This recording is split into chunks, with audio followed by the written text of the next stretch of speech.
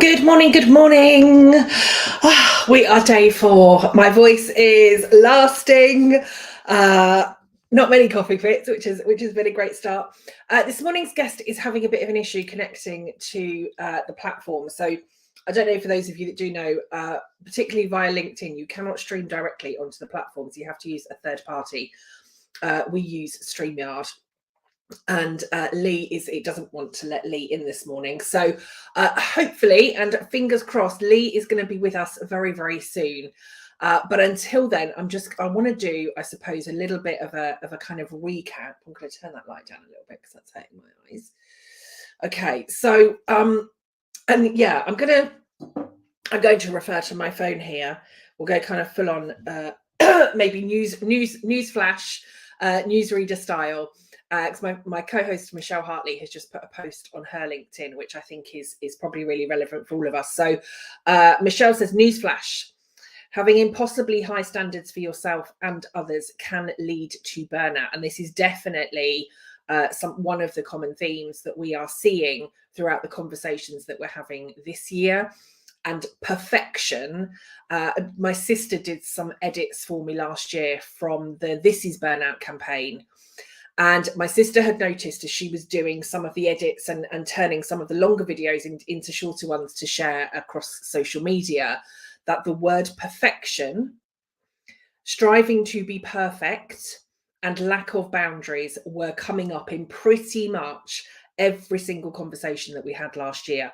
Some of the common ones that are coming across this year, again, against a kind of similar theme, but finding that this word striving, right? Striving to be perfect, striving to be good enough, striving to be successful, striving to juggle it all, striving to get the promotion, striving for the money, striving to keep other people happy. So striving is definitely coming up.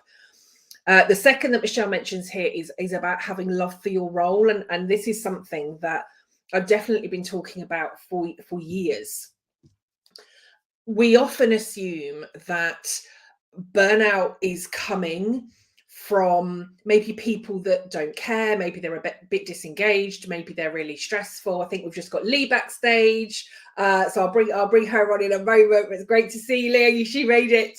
So yes, I think this love for the role is also something like lots of people that we speak to, myself included, also with Michelle, all of the guests that we've had, everybody talks about this love that they have for the role, which ultimately then means that they are doing more, right? It's some of this passion, this over delivery, this overachieving, this wanting to do their best, wanting to deliver because they are so passionate about it, is also leading to burnout. So we're seeing a lot of that in the conversations that we've had so far.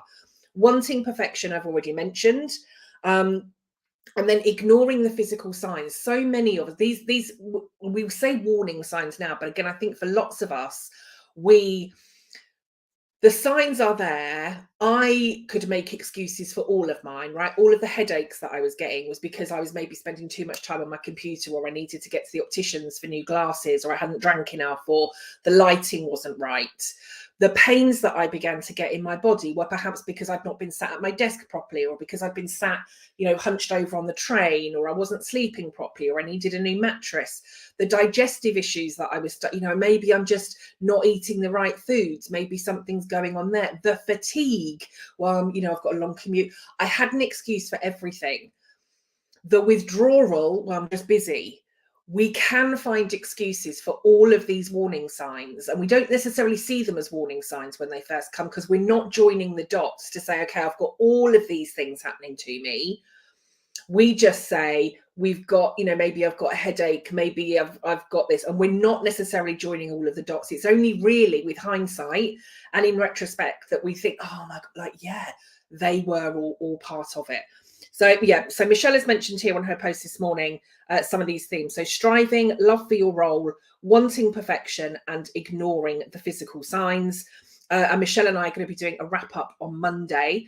I am now going to introduce our first guest. So Lee and I haven't done the kind of usual backstage, good morning, hello, how are you, that I've been doing with everybody else. Because again, with this system, if you don't jump on quickly enough, it then cancels all of your lives. And that's nobody's fault apart from the system. but we've got Lee with us now, so I'm going to bring her to the stage in a moment. So Lee, we are streaming for all of you. We are streaming. Good morning, Catherine. Lovely to see you too.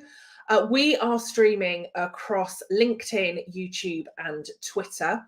The majority of the interactions and the comments and conversations are all taking place on LinkedIn. So we're going to be mostly talking to our fabulous LinkedIn audiences. And I'm going to be talking this morning to Lee Marinaki. I hope I've pronounced the surname right. Lee can correct me. I need to put my teeth in, obviously, as well. Lee can correct me if I haven't pronounced that right. But Lee's going to talk to us this morning about the shame that she felt around burnout. Again, this is somebody else that has worked in HR for a long time. Lee had worked in HR for 20 years. And the kind of question that she was asking was, how did I not know better? Right? How did I not know better? How she denied what was happening, thinking it's fine, I'm fine, it's all good. Again, how many, like, hands up if all of us can resonate with that one? I certainly can. And then she says, until it wasn't. Right. And my body said no. And this is exactly what happened to me. My co-host Michelle will tell you the same. The people that we've been talking to this week will say the same. Laura Ash, that we had on again yesterday with her husband Barry, will tell you that she had that moment where she was fine, and then 3 hours of uncontrollable crying, and then her body just would not function. Right, this is what we're talking about when we're talking about burnout. We're not talking, and this is where part of this education needs to come from this week and after this week as we go through these conversations. Burnout is not, I'm feeling a little bit tired and I need a spa day. Burnout is not, I'm going to feel better on Monday once I've had some sleep over the weekend. This is, it can be very deep rooted. It takes a long time to manifest. It takes a long time to show up. We ignore a lot of these signs, and it literally stops us in our tracks. If you are talking about, oh, I'm really burned out, if you mean tired or exhausted or feeling a little bit fatigued, or you're just in need of a holiday, we need to be asking ourselves, like, what do I need right now? What is this? Because again, 2023 was the prime example, and that's really why I kind of went for this big campaign this time last year. I was seeing marketing all over the place, let's have a burnout free 2023, right? It sounded great. It had this great kind of rhythm and it rhymed brilliantly and obviously looked great on lots of memes and slogans. But what lots of people were talking about was how to eliminate tiredness and a bit of fatigue and the need of a holiday. They were not talking about actual burnout. Okay. And I'm going to make the assumption that Lee's going to be sharing some of that stuff with us this morning, particularly, when we're saying her body said no, like that's a sign, right? That's a sign that we're kind of looking at. So enough babbling from me. Let's bring Lee to the stage. Lee, good morning. How are you? Good morning. I'm great, thank you. Delighted to be here, and hello to everyone. Thank you very much. It's great to have you. I'm sorry that the internet didn't want to play very well this morning, but I'm pleased that you're with us now. It didn't want to play, and I had that nerve-wracking, what am I going to do? And then I went, okay, it's all good. It's all good. I will be there, and here I am. So you happy are to be here. Yes, thank you very much for joining us. So before we kind of get into the detail, as I said, about the topics that you kind of put forward, Lee, to say that you want to talk about, just tell us a little bit about you. Like, who is Lee? What do you do? Thank you. So yes, I'm Lee. I am your mojo coach, as I now describe myself.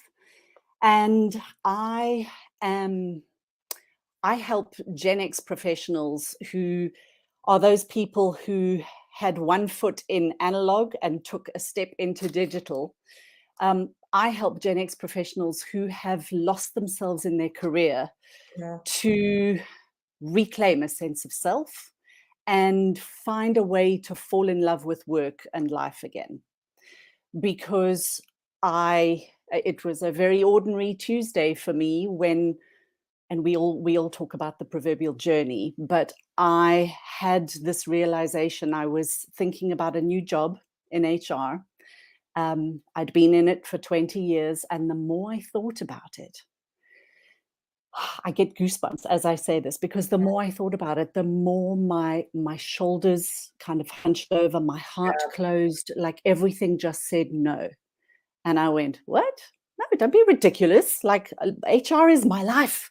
I love this stuff. And that was part of, and I was listening as we were before I came on to what you were saying, that we get so passionate about what we're doing. And I was the person who, over those 20 years, used to say to people, it's, we spend 90,000 hours of our lives at work. It's so important to love what you do.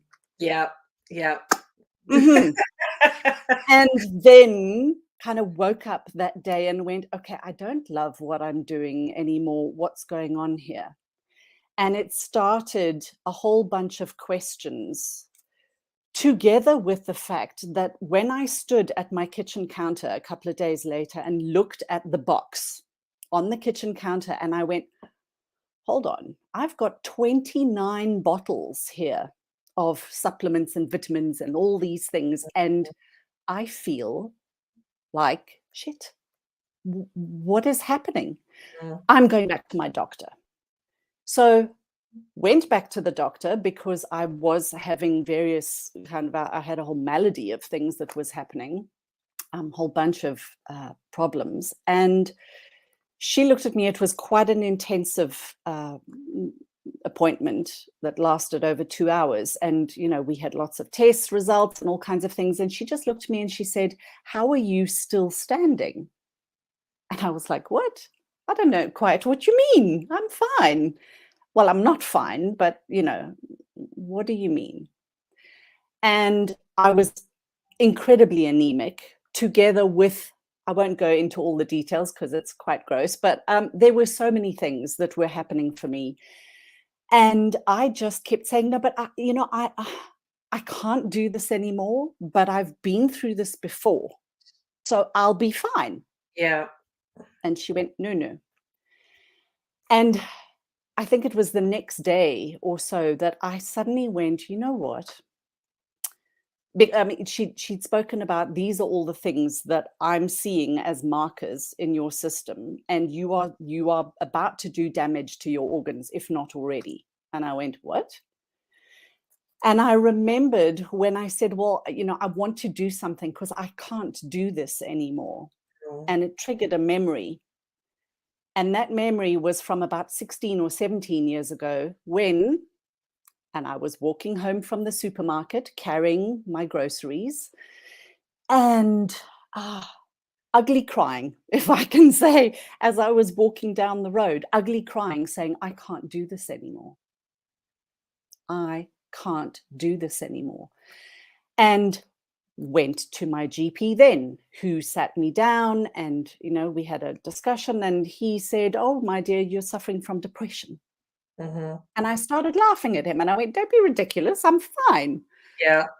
And again, he went, no, you're not fine. And what became evident is that I had been operating at a subpar level for so long and not giving it my full attention, doing all the things that I thought were the right things, and not paying attention when my body was in pain, overriding it, like the Gen X tendency is to do, is to go, no, it's fine, I'm fine. When the going gets tough, the tough get going. I'll do this. And so I was put onto antidepressants and, go and see a therapist, all good. Keep up with your yoga, keep up with everything. And I did those things and kept doing them and kept on at the various jobs that I had. And I loved my work. I mean, I've lived and worked on 4 continents. I lived and breathed HR. And part of my sort of the latter journey, now that was 6 years ago, was the beginning of my recovery from burnout, because I had to acknowledge that that's where I was. And for 2 years, Kelly, I couldn't, in fact, it was more than 2 years, I couldn't actually say the words burnout because I just went, no, not me. I don't know what you're talking about. It's not me.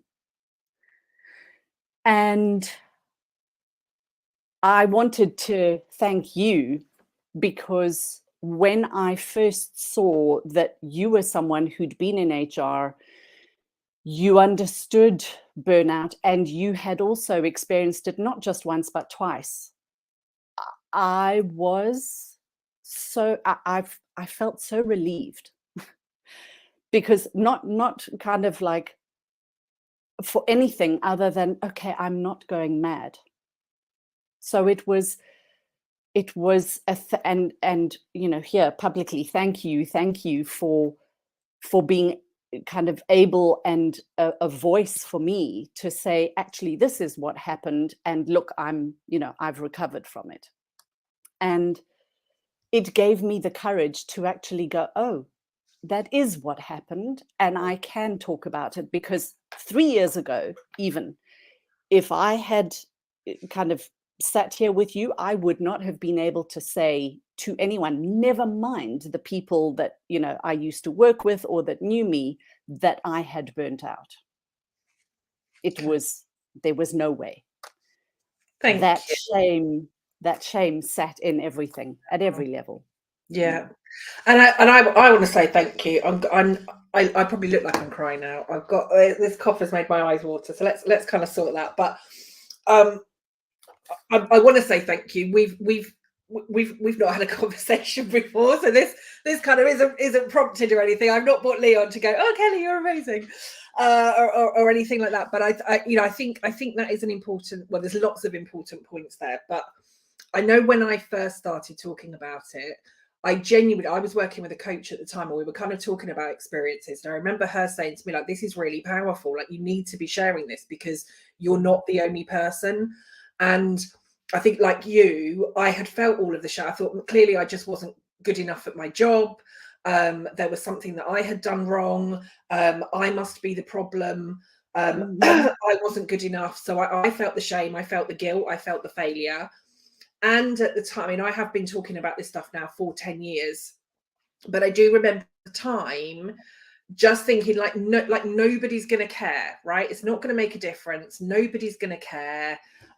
Who wants to hear, you know, about the failed HR director who, you know, crashed and burned in this role, realized that it wasn't for her, went off to kind of start her own business, and now she's just kind of doing what she wants to do. And I think what has kept me going is because I think I have recognized, and I think this is why we see so many similarities. You kind of see, whilst I was kind of filling gaps this morning, we see themes whenever we have these types of conversations. And I think I know now my story isn't just my story. My story is your story and everybody else's story that we've spoken about today. And I think that's what makes it so that's why I am so passionate about talking about this, and that's why I'm so passionate about making the changes and having these types of conversations and raising awareness, because actually we can feel really alone, right, when we're in that space, and we can feel like we are the problem and we are broken and all of those things, and we're not. For the majority of us, we are just in the wrong place, or having to mask or hide ourselves, or not being able to live to our true values, and all of those things. It's, you know, we can get very kind of boxed in, or giving our all to other people, and a lot of that is because we're passionate, but we're being boxed in to the wrong place at the wrong time. And so I'm going to say thank you very much for sharing that. And yeah, I think it's just, you know, all of our stories make a difference, and the messages that we've been having from people this week on all of the conversations, like, oh my God, like I've just read that, like, this is me, that's me, I'm going through exactly the same thing. So thank you. That's very much appreciated. Very, very much appreciated. So when you'd kind of got to that, well, I suppose let's go back firstly, because we took, let's start with the kind of Gen X stuff. So lots of us talk, don't we? We see everything, right? Gen X, Gen Z, Gen Y, millennials, all of that kind of stuff. There may be some people that still don't understand what Gen X is. So let's start there, and then let's kind of build on to some of the shapes, some of the burnout, kind of how you came through all of that.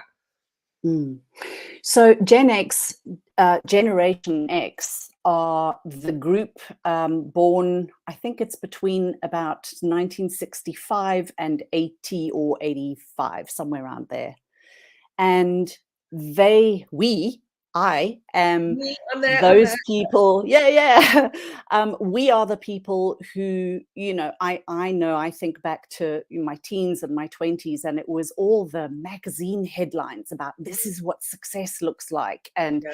you can be anything. You can be the boss babe. You can be the blah, blah, blah, blah. They were just messages all the time. And it came from a very kind of powerful, this whole sort of the 80s and 90s business zeitgeist was very much go, go, go. It was very driven, very patriarchal, and there was no, like, I don't know, there was no room for, I certainly felt, okay, I'm starting in my professional job. This is the mask I put on. This Mm, is the face I wear. It's got to be appropriate because you're going to be, doing all this appropriate stuff. And because it's HR, it has to be even more appropriate. mm, And that whole drive kind of led me to, I'm going to say I hid myself in kind of who I really was, because I thought, well, I need to be this person to be mm. successful. And Yeah. I'm seeing it all around me. And I also looked to validate myself through my work, because that was the focus, Mm, that's what you do. And I I couldn't say, I mean, my first burnout, I was in my 30s, didn't recognize it, first of all, just thought I was, depressed. mm, Okay, well, you know, all right, get up, deal with it, move on. That's what you do. That's what we do as this particular generation. So there's a level of resilience, which I think it's kind of life-saving sometimes, but it's like most things. How we sabotage ourselves is that we take what's really good and we land up overusing it and almost kind of abusing what could be a strength. So mm. resilience could be a strength to become a weakness. So that I kept going and pushing through because that's what I thought I must do.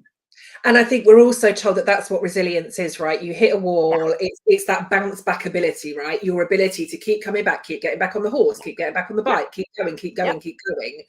And yeah, I know I've really begun to look at and it sounds like you have too, but really begun to look at resilience and actually its impact on burnout, because again, for a lot of us, it is that resilience, as you said, right? It can be good, it can be bad, it could be strength, it could be a barrier, but actually, how is it contributing to burnout? And actually, for a lot of us, it is because every time we get knocked down or we feel exhausted or we're on 29 different vitamins and supplements, right? We keep going because that's what we're told we need to do. We keep going, we keep going, we keep going. So yeah, it's interesting to hear you say that one.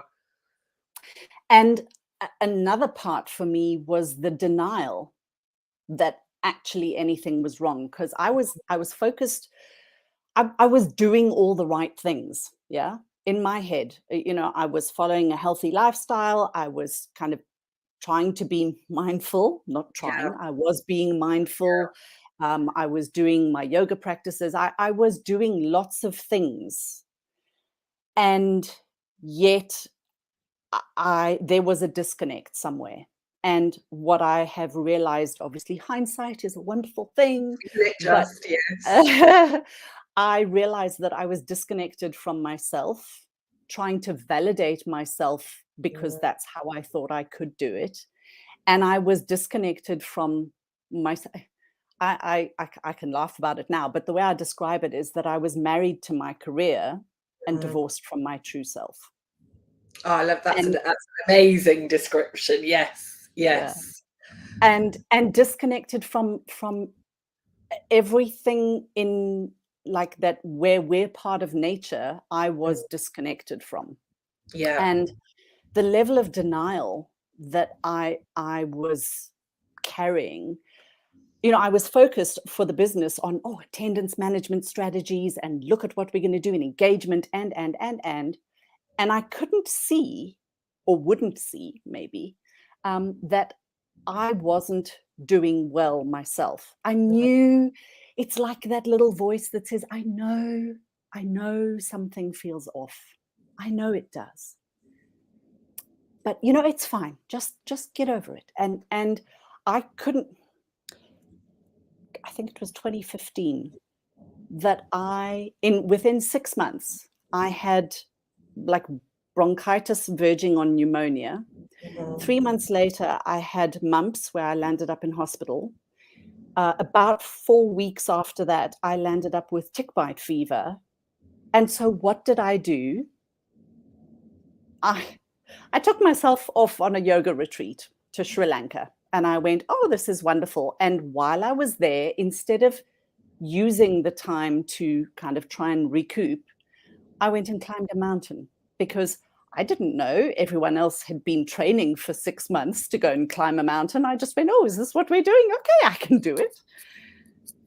The level of denial was so strong because I wasn't looking at what was really happening for me. And that was, you think that was because of that disconnect. You were able to, you know, our head says one thing, doesn't it? Our body says another. And actually, when we've got that disconnection, we just spend most of our time in our head, right? If we think we can do it, if we think we can climb a mountain, if we think we can keep on going, if we think all of these things, then actually we can just keep on going. And so I pushed myself, and I wasn't doing well, but I just kept going. And you know, again, moved countries, did all kinds of stuff. And when my body said no, finally, you know, it took me a moment to actually go, okay, hold on, and look back. And it's almost like I started putting all the puzzle pieces together. Yeah. And I went, oh, here's me again, feeling like such a hypocrite and such shame. Because I went, here's me telling everyone else how, you know, stay healthy, blah, blah, blah. And I went, look at my own sick record. Look at what I've been through. And it's like I've just disregarded it. So, and maybe that's part of almost like compassion fatigue. Yeah. Because I know that's a theme for a lot of people, is that we're so focused outwards, so busy looking after everyone else, that when it comes to us taking our own advice, it's like, yeah, of course. Yes, I will. Yeah. Yes. I'm gonna share something here that I have never shared, where you've just said that piece of the puzzle. I've never literally never told anybody this at all. But I've got a list of a few more kind of little tattoos that I want to get. Nothing kind of outlandish, but a list of a few little tattoos. But one of those is actually a puzzle piece that I want on my wrist under my watch, because whenever I feel myself again going into that place of disconnection, and you know, again, if you've been following me for a while, you'll know that I now live with some very lifelong consequences as a result of my burnout. I can still spiral quite a lot. I can still fall into that trap. I have to work really hard. But I have come to recognize over the years that whenever I disconnect, the missing piece of that puzzle, because I will always start looking outwards, right? I'll always start looking outwards for all of the things and bright, shiny objects. And I need another course or another qualification. I need a new coach, or I need this, or I need that, or I need the other. I don't need any of those things. What I need is me. And what I have realized over the years is that always the missing piece of the puzzle in everything that is going on in those things is me. And so my next little tattoo, as I said, it's just going to be a little puzzle piece. It's just going to sit here underneath my watch, but to remind me that that missing piece of the puzzle is always me. The most is the one with ourselves. And that puzzle piece, you know, we again, and maybe it's part of the Gen X thing that I recognize is, you know, we grew up with this, if I can't do it without you kind of thing. So there was always an implication that something was missing. Yeah. So I certainly went looking for what is the thing that's missing, without registering that actually it was all within me already. And that, you know, I proved to myself that I was disconnected, and then continued to prove it through the denial of, actually, I know something's wrong here. I can feel it. I know on every single level, but I'm going to deny it, and I'm just going to carry on carrying on.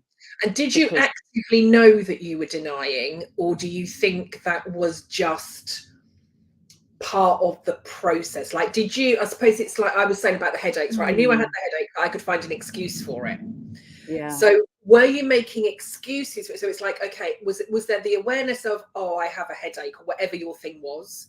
But was it like, I've got the headache, but actually I'm going to pretend that I haven't? Or what did that kind of denial look like? Do you think it was conscious? Do you think it was unconscious? Do you think it was guised under excuses or masking? I think it was a combination of multiple factors. One is that I had very definite cognitive dissonance about who I was and what healthy looked like. Yeah. So there was that aspect. The other was I didn't see it at the time, but I was self-sabotaging because in denying that, I'd recognize, okay, I'm sick. I need to kind of take a few days off. But then I wouldn't go deeper to say, all right, what's going on here? Why are you sick again? Again. Yeah. Okay. So it was like that kind of superficial level. I'm sick. I need, like, I need another vitamin, or I need another supplement, but I'm not going to go to the root cause of why this is happening. I've just got another thing wrong with me. Yeah. Yeah. So when I was able, when this kind of my awakening process, if you like, to what had been happening started, it took me 3 months to come to the realization that, my doctor was right. I then started putting all the puzzle pieces together. And when it happened, when the realization hit me, it was like I hit a wall, because I just went, what? How did I let this happen to me? How? I have been doing all the right things Yeah. for so many years, and look at where I am. So the shame, and I, shame does make us feel very alone. It brought out the imposter, it brought out everything, the guilt and the whatever that came with it, because I just went, if anyone, I can't admit that I was burnt out. Like, they'll think I'm a complete XYZ, fill in the blank. And as I say, for 2 years, I couldn't say the word burnout, because I just went, no, not it. So there was a level of denial after the fact. And it was only when I started to turn my attention to, okay, that was what happened. So what are you going to do now? And began, my own process of recovery. And part of that was in changing my lifestyle on lots of different levels. But I had to make quite a profound shift. The one element was in, I've fallen out of love with HR. So what's going on here? And the other was that I had been a very dedicated, very passionate vegetarian for nearly 40 years. And part of that process, when my body said no, it also said yes to something else. And that meant that, so what happened was that my body said that it wanted me to change how I was eating. Yeah. So I had a complete kind of, everything sort of fractured open, because I went, okay, but I love HR and I'm a vegetarian. Now I don't love HR and my body's saying to eat some meat. And I went, I can't, it's too much. So, it was gradual and sudden, and it kind of quite a dichotomy on lots of different levels. And I make it sound, very complex and dramatic and whatever. It was a realization that dawned on me, sometimes at speed and other times not, when I was able to look back. Again, hindsight, brilliant. but able to look back. And then I started going, oh,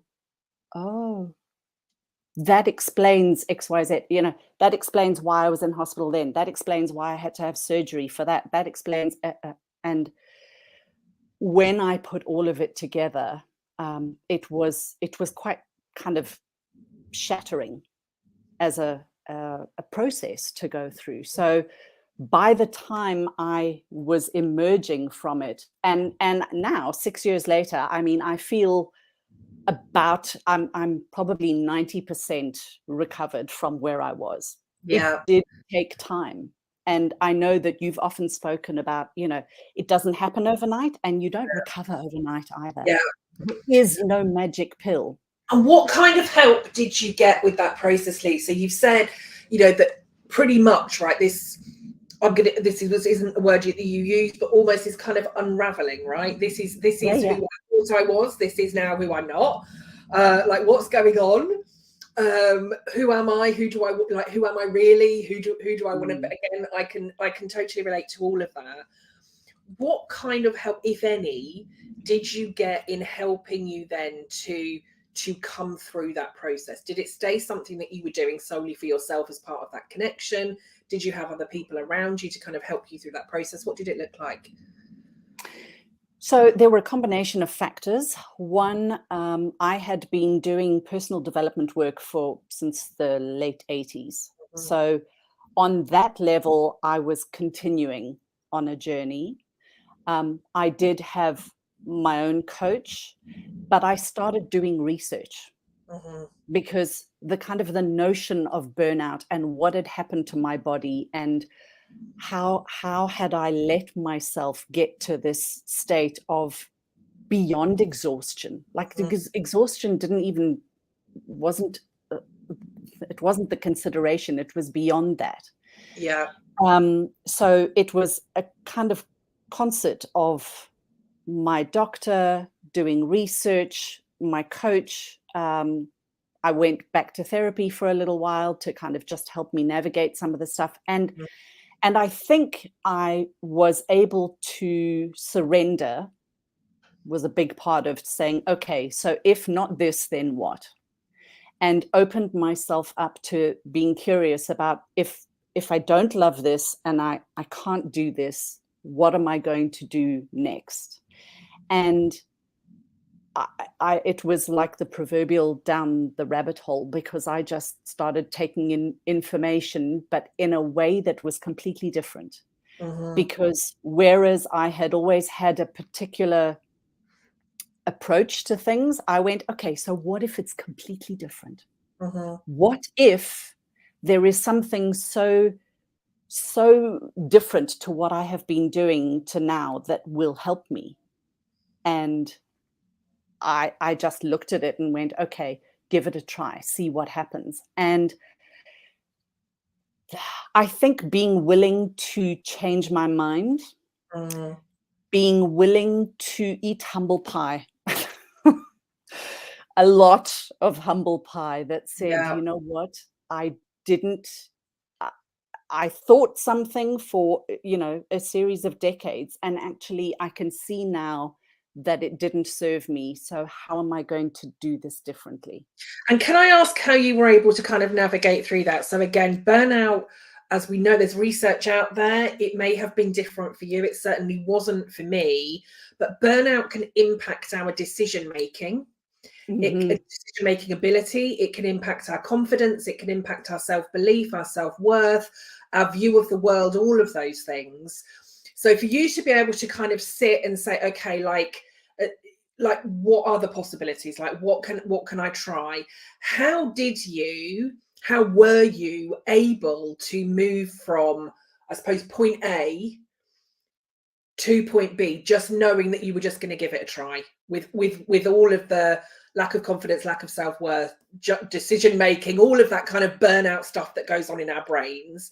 What do you think was allowing you to move from point A to point B?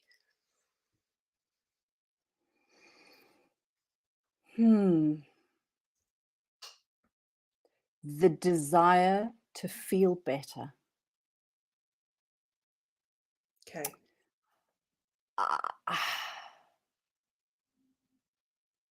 I think that is probably the best way I can describe it, because I had flickering moments where I went, oh, okay, like if I change my eating habits, if I change that, I think it came from a desire to just say, if I'm just going to try something different Mhm. to feel better, because I've been doing all of these things. Clearly, I thought they were working, but they weren't. My body says no, so what can I do to help? And it was also tapping into a level of kind of intuitive knowledge that said, actually, all right, start paying proper attention. Mhm. Turn out the noise. Go in, which I mean, I'd always done, but it was kind of go in with a new set of lenses. Yeah. Yeah.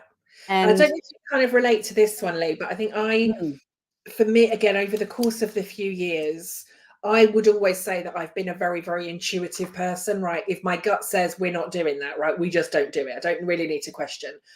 But yeah, again, in that lead up to my burnout, it was either like I kind of fell out with, or I tuned out my intuition altogether. I spent so much time in my head. But I think, again, as I've been kind of coming through that process at the other end, actually within my head, I can think, within my heart, I can feel, but actually within my gut and my intuition, that's where I know, right? So mm, it's think it, feel mm, it, know it. mm, And I can only know it when I have gone within. And for some people that are watching, they might be like, that sounds all a little bit woo-woo and and whatever, and that's fine. I'm full on the woo-woo train. But I think also, if we look at some of the most successful business leaders in the world, they will say to you that you cannot replicate a gut feel, right? You just yep, intuitively know, yep. you just know, and you have to pay attention to that. So is that something that you could also relate to? Because you're saying you were going inwards. Oh, I'm yes. calling it intuition or gut feel, you might call it something different, but do you think that was also that kind of same, kind of similar path for you? Absolutely. I'm very big on the woo train, and it's something I hid for a long time because I was like, it's not appropriate. And now I'm like, "Pff, Yes, whatevs." woo woo all the way. Oh, absolutely. And I have recognized, the power that I have. I think I went through a period of feeling quite helpless in that sort of victim mode of, oh, I can't do this anymore, poor me, drama, blah, blah, blah. And when I kind of went, okay, you know what? You know better. Like, I know it's like, you know better, so do better. But it was actually start to trust yourself, Yeah, get connected again with that inner sense of self, that spark, that little piece that says, "Oh, that's so cool. Oh, I like that. Oh, that feels good. Oh, I want that." And just reconnect to that. And one of the starting points for me was really reconnecting with my inner child, mm, because I had lost all sense of fun. I had lost all sense of play. It was like, you have to be appropriate. mm, You got important stuff going on here. And reconnecting with that sense of play was kind of crucial. And in a way, how do I describe this? So my favorite childhood toy was the kaleidoscope. mhm. And I used to love that, I could look through the tube and kind of switch the end and there'd be a different picture. And if I loved it, great. And if I didn't, I could switch it again. Yeah, And that became my metaphor for my journey. Was I want to shake things up for myself, take all the little broken bits of my life, because they were, and put them, create a new vision for myself. And if I didn't like it, and it meant shaking up my world mhm, on every level, not just my work and the kind of the transition from HR into coaching, but everything that I thought about. And some of the stuff that I believed in, some of it stayed true, some of it changed. And I had to, one of the things was that I gave up my identity, as it was, of being, a dedicated vegetarian for almost mm, 40 years. yeah, And that whole process in itself was, I'm shaking things up on fundamental levels. And through that shaking up process, I created what I call my simplicity code. Because actually, I do think that we all make so much of everything. We make so much of the drama and the, everything that's either very good or very bad. And when we can kind of reconnect to ourselves and say, it's I can make it as good as I want to if I just, and it sounds a little twee to say, but like if I just have a little faith in myself. Yeah. Because we are so much more powerful than we have been led to believe. Yeah. And when we can reconnect with that power and recognize it and say, oh, this is me. It's like, oh, that's my mojo feeling. That's that. Yeah. Oh, I'm loving this feeling, as Yeah. opposed to the I can't do this anymore. Amazing. Oh, thank you. Again, I say this to everybody, but we could literally talk all day. There's so many other things that we want to kind of go to. But for now, Lee, we're going to have to leave it there. But I want to say thank you. I want to say to everybody, go and connect with Lee. And I love, I may not get the words exactly right, but you said married to your career, but divorced from yourself. Is that how you worded it? Yeah, married to my career and divorced from my true self. Yeah. My true self. Go and check that out. So yes, go. I love that. That's really kind of hit me this morning. So go and check out Lee. Give her a follow. Take a look at what she's doing. And all of that really good stuff. Lee, just thank you so much. That's been absolutely wonderful. I really appreciate you joining. Again, sorry for the tech issues, but I'm so pleased that you made it. I think this is going to be a really, really valuable conversation as part of what we're doing next week, and we're gonna keep sharing. So thank you so much. Oh, thank you, Kelly, and thank you and Michelle for all the work that you've done and the sharing that you're doing. And yeah, I'd love to connect with anyone who wants to have a chat. Thank you so much. Everybody go and connect with Lee. Give her a follow. Ring the bell on LinkedIn. We're going to do that. I'm going to say goodbye. Michelle is going to be with you in about 11 minutes. With our next guest for today. We've got conversations going on this morning and right through until tomorrow. Lee, thank you once again. Thank you everybody for joining, watching, sharing, commenting. Hashtag Big Burnout Conversation. All of these stories, all of these experiences, everything that we're doing, we need to raise awareness. And I'm going to finish on this final thought that I keep reiterating. I'm not making apologies for it.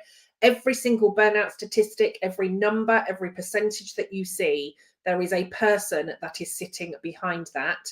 And only through these sorts of conversations where we share our stories, where we show our vulnerabilities, when we can talk about what it was like, our signs, our symptoms, how we came through it, this is how we are going to make the difference. This is why Michelle and I are so passionate about it. This is why people like Lee are coming on and sharing their stories and experiences, because all of this is valid. It all helps and it's all making a difference. So thank you to everybody. Hashtag Big Burnout Conversation. Lee, thank you very much. Thank you, everybody. I'm going to say I'm not going to see you anymore today, but Michelle is. I'll see you all soon. Take care. Bye. Bye.